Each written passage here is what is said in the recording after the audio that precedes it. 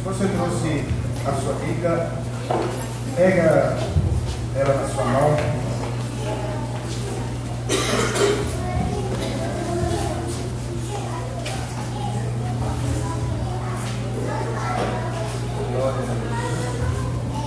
Glória a Deus. Quem estava aqui ontem? Quem aqui estava aqui ontem? Glória a Deus. Abaixa sua mão. Quem aqui não veio ontem nem nos 2 horários da manhã? Pastor não viu nem tarde nem de manhã.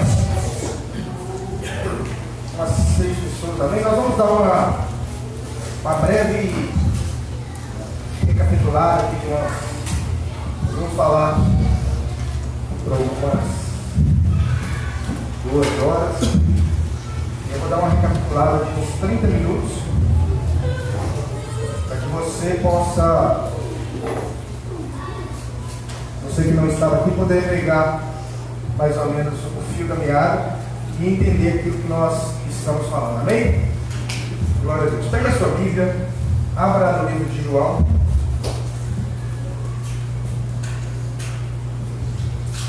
Glória a Deus. João capítulo 19. Versículo de número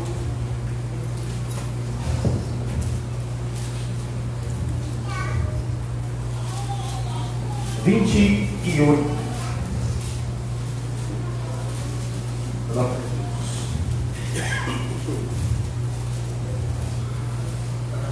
Glória a Deus.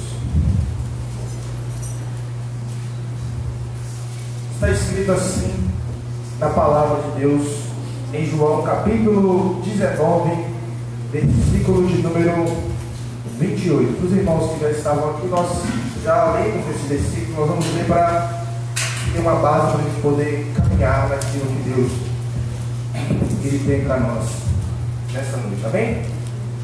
Quem achou aí na sua Bíblia, diga amém. Amém.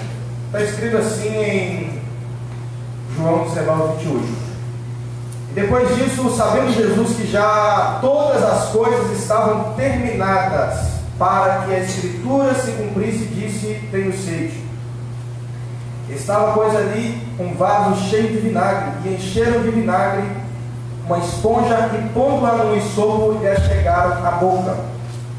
E quando Jesus tomou o vinagre, disse: está consumado. Diga assim: está consumado. Está consumado. E inclinando a cabeça, entregou o Espírito. Vamos orar. Meu Deus e meu Pai, nós agradecemos a Ti por este seminário, por cada presente, por cada pessoa, por cada família aqui representada. Sabemos, ó Pai, que o Senhor tem restaurado as verdades que foram perdidas da Tua palavra. O Senhor tem nos dado a graça, o privilégio de poder estarmos na Tua casa hoje, podendo desfrutar daquilo que o Senhor tem restaurado, daquilo que o Senhor tem trago de volta para os Teus filhos, que foi perdido ao longo dos anos de história. Nós somos privilegiados por poder nos alimentar das Tuas palavras, pois só Tu tens palavras de vida eterna. Nós agradecemos a Ti por todo o bem que o Senhor nos fez na cruz do Calvário. Agradecemos a Ti por toda a bênção que foi conquistada. Agradecemos a Ti por tudo aquilo que o Senhor propôs no Seu coração conquistar para nós. E glorificamos o Teu nome, porque sabemos que a obra foi aceita, a obra foi consumada. Deus, o Pai, a aceitou, e por causa dele, por causa do Cordeiro, nós estamos aqui hoje reunidos para glorificar o nome dele, para exaltar o nome dele, para aprender a palavra dele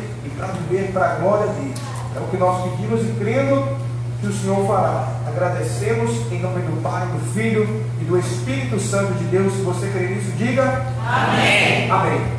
Como eu disse aqui ontem de manhã e à tarde, a palavra, quando o versículo que nós acabamos de ler, ele fala que quando Jesus estava na cruz, ele teve a revelação de que todas as coisas já estavam terminadas. Ou seja, Jesus veio na terra com uma missão. Jesus veio na terra com um propósito. Jesus veio, desceu da glória, onde ele já estava com Deus, aqui para a terra com um propósito. E esse propósito ele foi 100% bem sucedido no que diz respeito à parte dele, do que ele veio para fazer, o que ele veio propor, o que ele veio conquistar. Ele foi 100% bem sucedido naquilo que ele veio. A Bíblia fala várias vezes para que ele veio, em alguns textos fala, ele veio para desfazer as obras do diabo. Eu vim para buscar o que se havia perdido. Eu vim para, enfim, que tenham vida, vida com abundância. Várias vezes você vai ver a Bíblia falando assim que Jesus veio para alguma coisa. Todas as vezes que você achar na Bíblia a expressão Jesus veio para, você quando lê a expressão aqui do versículo de número, no capítulo de número 19, versículo 30, você tem que entender. E quando ele falou está consumado, ele estava querendo dizer assim: eu vim para, está tudo certo. Eu vim para desfazer as obras do diabo e desfiz. Eu vim para buscar o que se havia perdido, a salvação está disponível. Eu vim para que tenham vida e vida com abundância, vida e vida com abundância já estão disponíveis. Por quê? Porque ele foi um vencedor. A Bíblia diz que ele venceu. E se ele não tivesse vencido, provavelmente nós não estaríamos nem aqui. Mas a boa notícia é que Jesus venceu. E a vitória de Jesus, ela torna disponível para nós muitas coisas e, na verdade, disponível tudo aquilo que nós iríamos precisar para viver todos os processos e etapas da vida de Deus para nós, que são os processos são três: a vontade de Deus boa, agradável e perfeita. O que Jesus conquistou na cruz tem a ver com tudo que você e eu iríamos precisar para viver a plenitude da vontade de Deus. Ele veio para que tenham vida e vida com abundância. Vida e vida com abundância está incluído naquilo que Jesus ele conquistou na cruz. E então nós aprendemos que tudo aquilo que Jesus conquistou na cruz, ele poderia ficar para ele. A vida dele foi de obediência, a morte dele foi de obediência, e a vida da humanidade é só desobediência.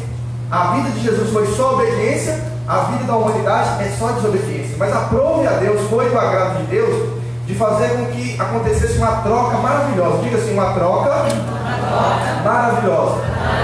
Porque a Bíblia fala em Deuteronômio, capítulo 28 até o 15, que se atentamente ouvires a voz do Senhor teu Deus e obedecer, tem para você bênção. Diga assim, bênçãos. E do 15 para baixo vai dizer que se você ouvir a voz de Deus, seja por pregação, seja por que leu na Bíblia, e você não obedecer os mandamentos de Deus, você vai receber maldição. Diga assim, maldição. O fato é que Jesus foi o único que obedeceu. E nós estamos o tempo todo, desde que nascemos, desobedecendo. Todos os dias do ano, em algum momento a gente quebra algum mandamento de Deus, a gente peca ou em palavra, ou em pensamento, ou em atitude, ou por omissão, de alguma maneira a gente peca. Sim ou não? Sim. Então o fato é que Jesus obedeceu muito e nós desobedecemos muito. Se ele obedeceu muito, ele merece quantas bênçãos de Deus? Diga assim, todas. E se nós desobedecemos muito, quantas bênçãos de Deus nós merecemos? Diga assim, nenhuma. Diga assim, só maldição. Só que a Bíblia diz que agradou a Deus fazer uma troca. E essa troca, ela acontece da seguinte maneira: quando Jesus estava na cruz, um dos processos, um dos propósitos para os quais ele veio para que ele levasse sobre si a nossa maldição, e a maldição e a bênção que tinha para ele, porque ele obedeceu, ela ficasse disponível para nós. E foi do agrado de Deus, o coração de Deus, ele foi tão disposto a nos dar essas bênçãos, que a Bíblia diz em Efésios, capítulo de número 2, capítulo 1, versículo 3, que Deus ele nem vai te dar essas bênçãos. A Bíblia vai falar que ele já te deu essas bênçãos. Então, quando Deus ele valoriza tanto a obra de Jesus na cruz, que as bênçãos que Jesus veio conquistar para mim e para você, Deus ele não vai nos dar essas bênçãos. A Bíblia diz que já nos deu essas bênçãos. Diga assim, Deus não vai me abençoar. Diga assim, Deus já me abençoou. Eu vou ler dois textos para você entender o que eu estou querendo dizer com Deus já te abençoou. Em Efésios 1,3 diz assim, o apóstolo Paulo: bendito Deus e Pai do nosso Senhor Jesus Cristo, o qual nos abençoou, qual tempo? Presente ou passado? Passado, com todas as bênçãos espirituais nos lugares celestiais em Cristo. Ele está querendo dizer aqui, em outras palavras, é como se ele dissesse assim: ó, Jesus viveu uma vida que merece todas as bênçãos, mas como ele levou sobre si a nossa maldição, as bênçãos que eram para ele, todas as bênçãos espirituais, já foram depositadas nas regiões celestiais. Elas estão nas regiões celestiais para serem acessadas. Da parte de Deus, elas já foram dadas. Aqui não fala que Deus vai abençoar quando você crer, não. Aqui fala que ele já abençoou. Deus não vai se mover do trono para abençoar nenhum cristão, porque o movimento de Deus de abençoar os cristãos, ele já aconteceu na cruz. Quando Jesus levou para si a nossa maldição, a Bíblia diz que milagrosamente Deus depositou nas regiões celestiais para nós as bênçãos. Só que essas bênçãos, elas incluem várias coisas. Eu vou citar aqui algumas delas para você entender, mas são muitas. Diga comigo assim: salvação, libertação do pecado, novidade de vida, cura física, prosperidade, e por aí vai. Se eu fosse falar que tudo que Jesus conquistou na cruz, a gente ia ficar aqui o seminário inteiro só falando o que ele conquistou. Mas eu vou falar essas 5 coisas para você entender que Jesus, ele conquistou essas coisas na cruz e elas devem ser alcançadas por você. Pastor, qual é o preço de Deus para que eu alcance? Jesus deixou para mim uma herança. Qual é da parte? Antes de perguntar da herança, eu quero ler um outro texto aqui de Filipenses, capítulo de Pedro, 2 Pedro, capítulo 1, versículo 3, que fala também que Deus nos abençoou já no passado com todo aquilo que era necessário, visto como seu divino poder nos deu qual tempo? Passado. Tudo que diz respeito à vida e piedade, pelo conhecimento daquele que nos chamou pela sua glória e virtude. Então você vê que Deus, ele não vai te dar tudo que diz respeito à vida. Ele já te deu. Quando Jesus gritou, está consumado, aquilo milagrosamente, a maldição que era para nós, foi depositada em Jesus, e tudo que diz respeito à vida e piedade foi depositado nas regiões celestiais para nós. Pastor, como que uma pessoa, ela pega uma bênção que já está nas regiões celestiais e ela desfruta dela? Já que nós vamos falar de todas as bênçãos, vamos começar com a mais importante e a primeira, para que você entenda qual é o método de receber a primeira. Você vai ver que não tem outro método para receber as demais. Qual é a principal bênção que Jesus tem para os crentes? Diga assim: a salvação. Como então que ela está depositada nas regiões celestiais? Está lá. Deus não vai dar salvação para mais ninguém. Ele já deu. Diga assim: Deus não vai dar salvação para mais ninguém. Diga assim: Ele já deu. Então essa bênção que é a salvação, que é você ser poupado de morrer, ir para o inferno, de passar a eternidade no lago de fogo, foi depositada nas regiões celestiais. Quando ela está lá, ela da parte de Deus já foi dada. Quando você acessa ela, ela passa a ser uma verdade na sua vida. Mas se você não acessar, não muda nada. Deus deu do mesmo jeito. Quem entendeu, diga amém. Amém. Pastor, como que uma pessoa acessa a bênção da salvação? Está lá em Efésios 2:8. Porque pela graça sois salvos. A graça que é de quem? Nossa ou de Deus? Diga assim: de Deus. Diga assim: eu sou salvo pela graça de Deus. Agora vem a sua parte. Por meio da fé. E isso não vem de vós, é um dom de Deus, é um presente de Deus. Olha lá, não vem das obras, para que ninguém se glorie. O que ele está dizendo aqui? Ele está dizendo que a primeira bênção de Deus, ela foi dada da parte de Deus por meio da graça, e você toma posse dela, desfruta dela, tira ela lá das regiões celestiais, que foi depositada, traz para a sua vida por meio da fé. E então você é salvo. A Bíblia diz que por meio da graça sois salvos. Então, quem crê no Senhor Jesus, a Bíblia diz: quem crê no Senhor Jesus será salvo. A Bíblia não diz crê e melhorar, crê e for um bom crente, crê e parar com o vício, crê não. Tudo isso é muito importante por algum propósito, mas não para ser salvo. Por quê? Porque quem crê no Senhor Jesus vai lá no mundo espiritual com a fé e arranca essa bênção e passa a se tornar um filho de Deus. A Bíblia diz que Jesus veio para os seus, os judeus, eles não o receberam, mas todo e qualquer aquele que o receber, deu-lhe o poder de se tornar filho de Deus. Diga assim: eu sou filho de Deus. Pastor, tá bom. A primeira bênção, o senhor citou 5, disse que tem muitas outras, e o senhor citou que a salvação foi recebida graciosamente por meio da fé. Como então que Deus ele vai me dar as outras bênçãos que Jesus tem para mim? A pergunta que se faz é: se a primeira bênção, que é a mais importante, ele deu de maneira tão simples, como que ele vai dar as outras coisas de uma maneira mais complicada? Se a salvação, que era a mais importante, ele usou o método de dar pela graça e de você se apropriar pela fé, como que então elas podem vir a ser desfrutadas as outras? Pastor, qual é o método? Agora eu entendi que a salvação é pela graça por meio da fé. E as outras bênçãos? Qual o preço que tem que pagar? Paulo faz essa pergunta e a resposta ele mesmo dá: aquele que nem mesmo poupou o seu filho, antes o entregou por todos nós, como não nos dará também com ele todas as coisas? Ele está fazendo uma pergunta retórica. Ele está querendo dizer assim: poxa, se a salvação, que é o mais importante, ele deu através de Jesus, seu filho, como é que a cura, a libertação, a prosperidade, a libertação do pecado, a libertação do vício, as bênçãos espirituais que estão nas regiões celestiais, como que por elas eu vou pagar um preço, sendo que pela salvação foi tudo de graça? Então a resposta de Paulo aqui, ela subentende o seguinte: Tudo foi dado pela graça e tudo vai ser alcançado pela fé. Diga comigo, tudo foi dado pela graça e tudo é acessado por meio da fé. Quem não tem nenhuma, quem não é nem salvo, precisa entrar na graça de Deus pela fé. Ele entra na graça, porque saber isso aqui é a graça de Deus. Eu estou fora dela. Como é que eu entro na graça? Pela fé. Quando eu falo para alguém que está fora da igreja, eu digo, entre para a graça. Mas quando Pedro mandou uma carta para quem já era da igreja, ele disse, crescei na graça. Você consegue perceber a diferença, sim ou não? Para quem está fora da graça, entre para a graça. Para quem já é salvo, para quem já tem a salvação, para receber as outras bênçãos, o que eu digo? Crescei na graça e no conhecimento do Senhor Jesus. Por quê? Porque quanto mais você cresce na graça, mais você desfruta das coisas que a graça pode dar. Aliás, a graça já deu, você só acessa.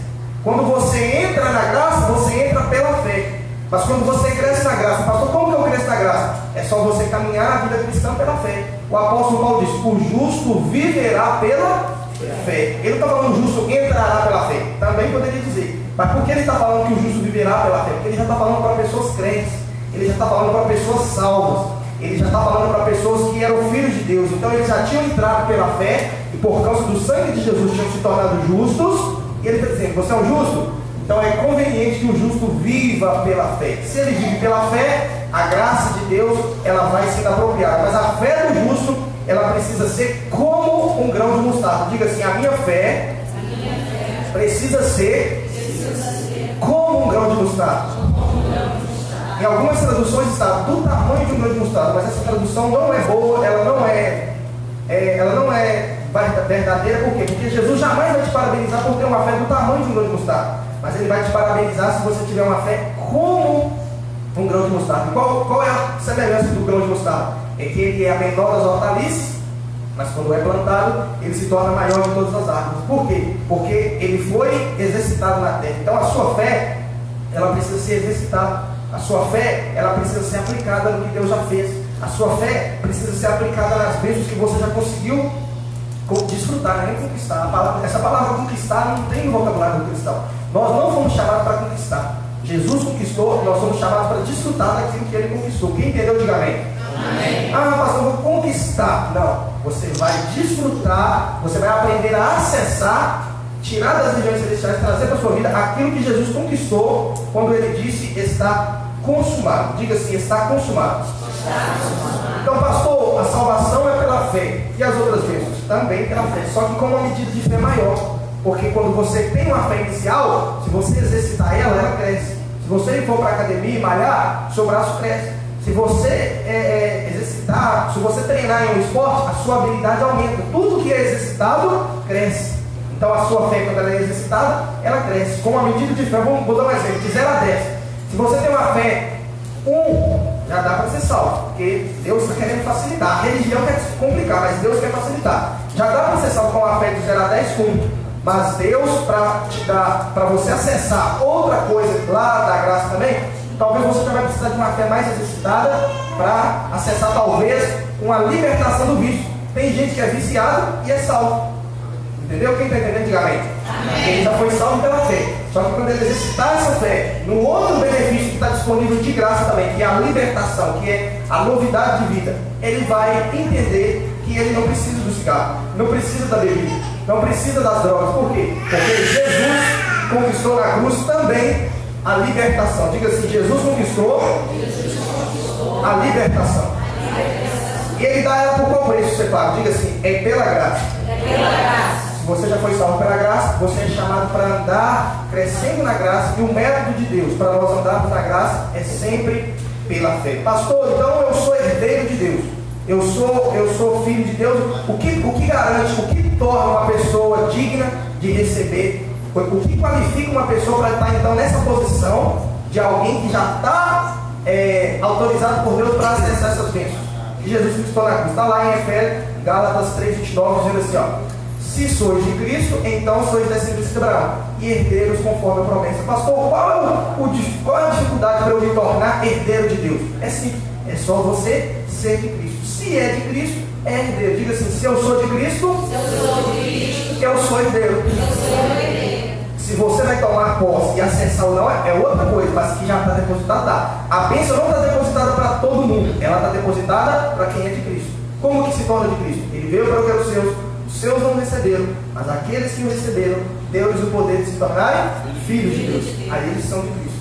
Pastor, aí o versículo acaba o capítulo 3 e começa o 4, que não tem capítulo e versículo na Bíblia como foi escrito. Então aqui é tudo uma coisa só, vai pular para o 4, versículo 1 e a continuação, porque não tem o 3, 30, é 3, 29 e 4, 1. Olha lá, vamos para o 4.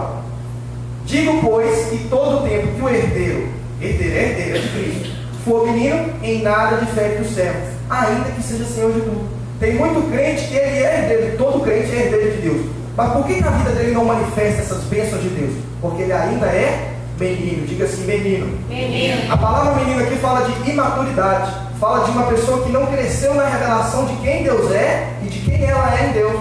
Então o fato dela ser herdeiro não muda muita coisa aqui na vida prática dela. Ela vive em derrota financeira, às vezes vive aprisionada no vício, às vezes vive aprisionada numa vida que não agrada a Deus, mas já está disponível, mas ela já crê em Cristo. Então a Bíblia diz que quem crê em Cristo será salvo. Ela já é um filho de Deus, mas por causa da revelação ser muito pouca na vida dela, ela ainda é considerada um menino na fé. Diga assim, menino na fé. Menino na fé. E aí você olha para a vida dele e vê que não tem aquela vida com abundância que Jesus falou. Você vê que você não vê aquela provisão de Deus assim super abundante. Você não vê o fluir da unção, você não vê o fluir do conhecimento, você não vê aquilo tudo que Jesus conquistou na cruz. Por quê? Porque ele não é herdeiro? Não, ele é herdeiro, mas se ele for herdeiro e for menino, a vida dele não difere nada do escravo. Por quê? Porque Deus ele não vai colocar coisas grandes na mão de crianças. Ele não vai, você que é pai, você não coloca um carro de 100 mil reais na mão de uma criança de 10 anos de idade. Por quê? Porque ela não tem condições, talvez ela até consiga dirigir, mas porque a lei do Brasil diz que ela não tem maturidade suficiente. Então a maturidade cristã, ela nem sempre vem com o tempo, porque tem gente que tem 20 anos de igreja e está no nível, tem gente que tem 5 e está na frente do que tem 20. Por quê? Porque você vai crescendo, não é dia após dia, você vai crescendo de glória em glória. Diga assim, de glória em glória. De glória em glória. Quanto maior for a sua revelação de Deus, e de que você vai ter a revelação de quem Deus é, você vai ter a revelação de quem você é em Deus. Quando você tiver a revelação de quem você é em Deus, você vai crescendo. Se de 0 a 100, com 100 você tem a revelação completa, 0 você não tem nada. Se você tem 20, você desfruta do que dá para desfrutar com 20. Se você vai para 30, você não precisa conquistar. A bênção vai ser acrescentada. Quando você vai para 30, 40, a bênção vai ser acrescentada. Por quê? Porque não tem a ver com você conquistar. Tem a ver com você desfrutar do que Jesus conquistou. Diga assim, Jesus conquistou. Depositou nas regiões celestiais. Eu acesso pela fé. Diga assim, pela maturidade. Deus já libera. Entendeu? É diferente. Tem gente que fica tentando, lutando, batendo cabeça, tentando conquistar as coisas que precisa para a vida dele e não entende que não está na força do braço.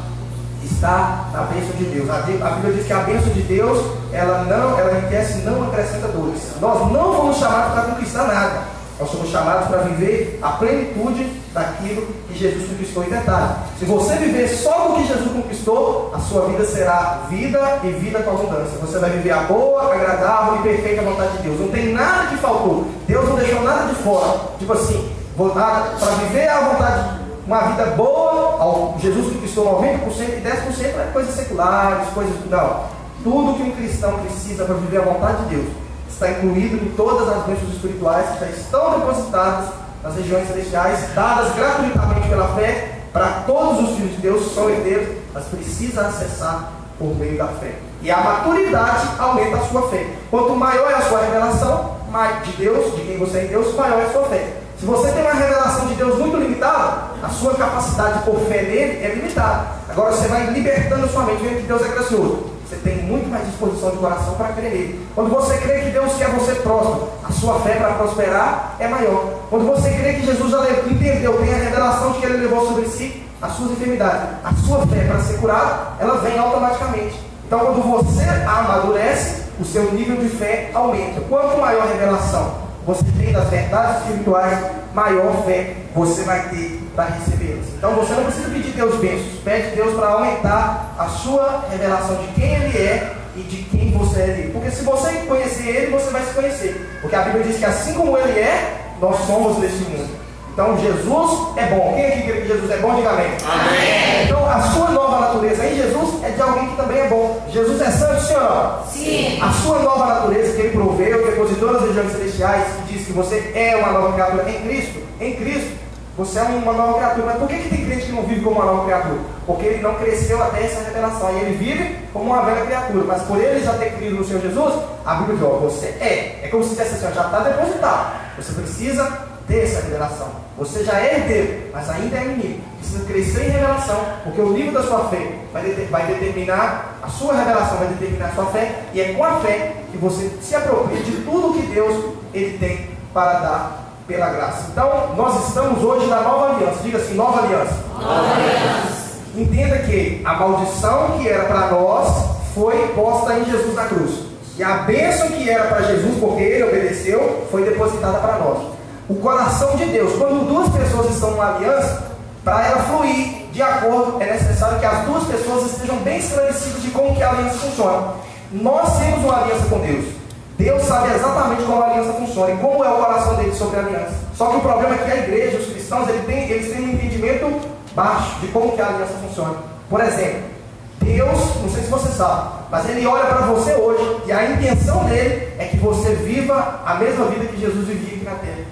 Está na mente de Deus, a parte dele da aliança é: não era justo Jesus ser amaldiçoado? Ele foi amaldiçoado. Pastor, mas não é justo eu viver uma vida de bênção porque eu sou falho. Mas Jesus também não era justo ele ser amaldiçoado. Ele não foi? Foi ou não foi? Sim ou não? Sim. Então, se não tem sentido Jesus ser amaldiçoado, porque ele foi obediente, e ele foi amaldiçoado, então mesmo você sendo um crente carnal, um crente que tem fraquezas, que tem limitações, faz sentido também que Deus ele tenha depositado as bênçãos para você. Só que, para o seu bem, ele só permite você acessá-las quando você vai crescendo na revelação de quem ele é. Então a mente de Deus é: eu quero ele abençoado. No que depender de mim, já até depositei, porque Deus abençoou, Deus nos deu. Então ele nem vai dar, ele já deu. Só que ele sabe que você só vai ter condições de acessar quando a sua revelação, quando o seu entendimento da obra consumada de Jesus e do que é, de quem Deus é, de quem você é em Cristo, ele tem para você. O apóstolo Paulo, sabendo disso, você nunca vai ver o apóstolo Paulo orando para que a igreja prosperasse. Você não vai ver o apóstolo Paulo orando para que Deus desse dons espirituais para as pessoas. Por quê? Porque Deus, ele sabia que o que dependia, o que era necessário para eles receberem tudo que Jesus tinha conquistado, era a revelação que eles tinham de quem Deus é. Olha o que vai lá. Coríntios capítulo 1,16. Não cesso de dar graça por vós, lembrando de vós nas minhas orações, para que o Deus de nosso Senhor Jesus Cristo, o Pai da glória, vos dê em seu conhecimento, no conhecimento dele, espírito de sabedoria e de revelação, tendo iluminado os olhos do vosso entendimento, para que saibais qual seja a esperança da sua vocação. Você tem que saber o que você tem para esperar de Jesus. Mas se não tem a revelação, você não vai depositar. Como é que eu vou ter fé para requerer algo que eu nem sei? Então Paulo está falando assim, ó, que eu oro para que a revelação venha e você saiba. Quando você sabe, você acessa. Você vai ter condição de ter fé naquilo para então você requerer aquilo. Segundo, e quais as riquezas da glória da sua herança dos santos? Nós somos os vasos de barro, existe um tesouro nos vasos de barro. Só que se você não sabe, você não vai ter fé para dizer assim: Deus, eu quero desfrutar desse tesouro. Agora, quando a revelação vem, fala: poxa vida, eu sou uma nova criatura. A Bíblia diz que eu sou a justiça de Deus. Sou um homem justo em Cristo Jesus. Então você começa a crer, você começa a agir como justo. Você começa a crer que Jesus se fez pobre para que você se tornasse próspero ou rico. Você começa a ter uma mentalidade de alguém que prospera. Então tudo que você vai comportar vai depender da maneira que você crê. Diga assim: a minha fé, diga mais forte, a minha fé depende do meu corrigindo, diga assim: o meu comportamento depende de como eu creio. Se você crê que você nasceu para viver uma vida limitada, você vai viver uma vida limitada. Se você crê que Jesus, você pode todas as coisas em Cristo, você vai viver cumprindo limites e desfrutando de todas as coisas. Por quê? Porque o jeito que você crê vai determinar o jeito que você vive. Só que para você crer, você tem que ter primeiro a revelação. Por exemplo, eu tenho a revelação de Jesus ao Senhor, eu creio nele e então eu sou salvo. Primeira revelação, eu deposito a fé e desfruto da bênção. Eu creio que em Jesus eu não sou viciado, eu deposito a fé, eu recebo a revelação de Cristo, eu não sou viciado, deposito a fé nela e saco aquilo, de repente não sou mais uma pessoa presa do vício.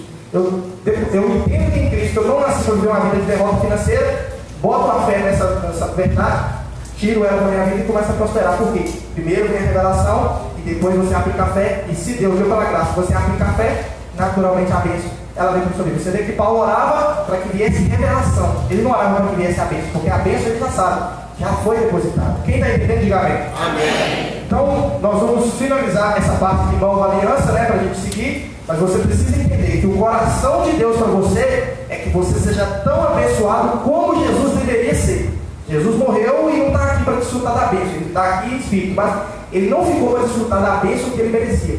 Você ficou, a sua maldição foi para ele, a bênção dele está depositada para você, pela graça. Você tem a revelação de cada uma delas e acessa por meio da fé. Então, para a gente não ficar aqui muito tempo, Jesus, vamos ver, para a gente poder falar de reino e salvação agora. Jesus, ele tem para você também uma bênção chamada propósito.